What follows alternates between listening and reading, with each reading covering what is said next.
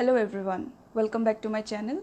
I'm Roshan Jahan Ahmed and I have an experience of teaching psychology for 5 years now, both to BA and MA students. I'm currently pursuing my PhD and I had cleared UGC NET examination in the year 2016. And today in this video I want to talk about the queries related to PhD admission procedure. So in recent times, a lot of my students from the PG 4th semester, that means the final semester of PG program, they have been asking me about the admission related queries, and I thought of making a video on it so that it can be helpful to many other students who are in need of such information. So let's get started then. Now, before delving into the procedure or the strategies to be applied for getting into a PhD program or about the whole admission procedure, let's look into the course of PhD. So as we all know, the full form of PhD is Doctor of Philosophy, and it is basically a doctoral program and it involves research, and people usually conduct research in the field of the relevant subject, that is the subject they have studied in their masters.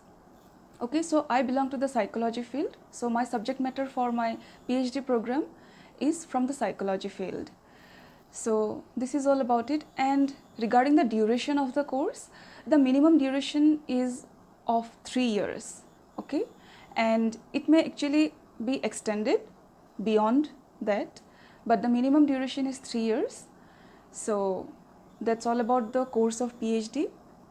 One more thing, that the initial stage of a PhD program is the coursework. It is usually of 6 months duration, and the students who have done their MPhil, okay, they need not sit for or they need not pursue the coursework, and but the ones who will get admitted into PhD program after their masters directly, they need to undergo this coursework.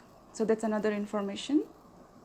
Now let me discuss how compulsory is PhD for someone who wants to be in the academic field. Okay, so if you want to pursue a career in the teaching field, is PhD mandatory? What do you think? So let me tell you, the recent guidelines by UGC has made PhD compulsory for teaching position in universities. So if you want to apply for a teaching job at the university level, a PhD will be mandatory for you. So PhD will be the minimum criteria. You will have to have a PhD in order to apply for the job. And for the college level, it's not yet mandatory, okay? But for the university level teaching positions, you need to have a PhD. And along with that, NET continues to be, UGC NET, for example, UGC NET continues to be a minimum criteria to apply for a job in colleges and universities. But for colleges, it is either UGC NET or PhD, but for universities, PhD will be mandatory. So this is one guideline. Another is that for promotions, as we all know, that there are 3 levels of teaching position in colleges and universities. So the positions are assistant professor, then we have the associate professors, and then we have the senior most position, which is professor. Okay, so for the promotion of assistant professors to associate professors, they must have a PhD. So PhD is compulsory for the promotion from assistant professorship to associate professorship. So that's another guideline. Now let me look into the other guidelines, and this is going to happen from July 2021. So after July 2021, if you apply for a teaching position in the universities, you need to have a PhD, and it is mandatory for direct recruitment of assistant professors in universities from July 2021. Now, another information here, if you somehow obtain your PhD degree from the top 500 universities in the world according to the global ranking, there are about 4 important global rankings out there. So out of those rankings, out of the first 500 universities, if you acquire a PhD degree from any one of those universities, you can apply for a job directly in India without having the minimum criteria of UGC NET, etc. So there will be a special provision for someone who will have a PhD from those foreign universities, but it must be from the top 500 list. Okay. Now let's come to the most important part, how to get into a PhD program. Now I'll discuss about our subject, which is psychology. Okay. So for psychology, I'll take the name of a few universities here because I have gone through the syllabus of a few universities, important universities. I come from Jamia Millia Islamia, New Delhi. So I have taken into consideration the syllabus of Jamia Millia Islamia. Then I am pursuing my PhD from Guwahati University. So that also has been kept in mind. And I have gone through the syllabus for Delhi University and also for Aligarh Muslim University. So a summary of all these syllabi I'll discuss here. Now, in most of the universities in India, if you sit for your PhD entrance examination, most of the universities also have a common paper in the examination. Okay, there are two papers basically, one subject relevant and the other is the common paper. So students from all disciplines will have to sit for that particular common paper, which is paper 1 in most cases. And what does paper 1 consist of? So if you have appeared for UGC NET examination, so that paper 1 is quite similar to paper 1 of UGC NET, where you have topics such as research aptitude, what else? Comprehension, then you have communication, logical reasoning, data interpretation, some questions related to environmental awareness, and also questions from the higher education field. So paper 1 will mainly consist of this. Yes, and another topic is information and communication technology, ICT. Okay, so that is also a very important part of paper 1. So most universities do have paper 1, but the entrance examination that was held in Guwahati University last year did not have a paper 1 or the common paper.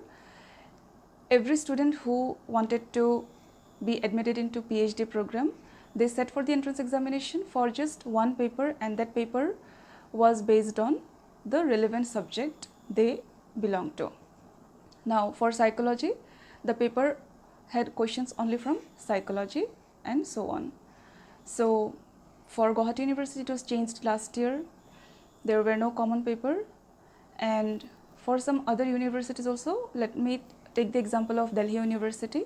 2019's syllabus consists of, for psychology, there are only topics from psychology, but there is one topic which is of non-psychological nature, which is logical reasoning. Okay, so what are the topics that have been listed for DU PhD entrance examination? There are no subtopics given, only the main topics which are listed. So the topics are as follows: cognitive psychology, developmental psychology, organizational behavior, social psychology, clinical psychology, research methods and techniques, and statistics, and as I have already mentioned, logical reasoning. So this is the format for DU. For AMU that I have gone through the syllabus, that is, there was a paper on research aptitude, which was the paper 1, and then paper 2 consisted of subject relevant questions. And what were the main topics? The subtopics are also given there, you can check in their website. But the main focus was on statistics, cognitive psychology, clinical psychology, psychopathology, and you cannot afford to miss research methods. Okay, so if there is a paper 1 or the research aptitude paper, or for your own subject which is psychology, if I am referring to psychology students here, you cannot afford to miss research methods. So please be well acquainted with research method topics and statistics. So you cannot ignore this too. So keep yourself updated with research method questions and statistics questions. Try to solve them. And general psychology you cannot miss, because as they have mentioned cognitive psychology, but the detailed topics are already there in general psychology books, isn't it? For example, memory, perception, etc. So please continue with your preparation, and the syllabus is mainly based on your master degree syllabus, and for all the universities out there, the syllabus for MA or MSc psychology, if you are pursuing one, the syllabus is almost similar, the topics are almost similar. So if you are well acquainted with your master degree syllabus, you will surely crack the admission procedure for PhD program. So this was about the written examination or the entrance examination that we have to sit for, and a group of students will be exempted from sitting for this particular entrance examination. In all the universities, it's a rule that students, those who have JRF, okay, those who have qualified for JRF, that is Junior Research Fellowship. So this is the fellowship which can be obtained by sitting for UGC NET examination, and the cutoff varies. So for JRF the cutoff is a bit higher. So those who have cracked JRF, they need not sit for the entrance examination, but there is one more step, and that step is in most universities, in Guwahati University it is called counseling, and you can also call it interview. So you will be called for the interview, and the faculty will conduct an interview, a face-to-face interview with you, and the probability is that you will be asked about your interest areas, and if you have done any research earlier, okay, during your student days, your dissertation, and if you have qualified for NET, etc.